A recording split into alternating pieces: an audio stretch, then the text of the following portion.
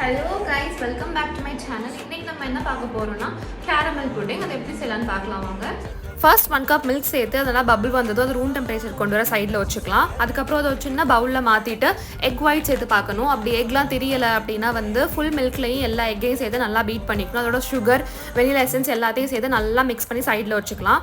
Next caramel sauce செய்கிறதுக்கு நம்ம 3 table spoon sugar எடுத்து அதில் கொஞ்சோண்டு வாட்டர் சேர்த்து நல்லா கேரமல் ஆனதும் ஹாட் வாட்டர் சேர்த்து மிக்சர் திக்க நான் சைடில் வச்சுக்கலாம். அதுக்கப்புறம் ஒரு ட்ரேயில் ஹாட் வாட்டர் ஊற்றிட்டு பவுலில் மேலே பிளேஸ் பண்ணி அவனில் பேக் பண்ணி எடுத்தோன்னா புட்டிங் ரெடி.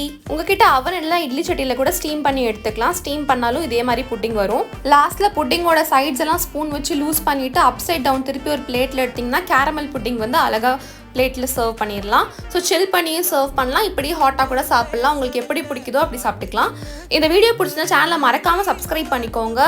சப்ஸ்கிரைப் பண்ணால் தான் ஃபர்தர் வீடியோஸ்லாம் உங்களுக்கு வரும். நெக்ஸ்ட் வீடியோ பார்க்கலாம். Until then Tata, bye bye.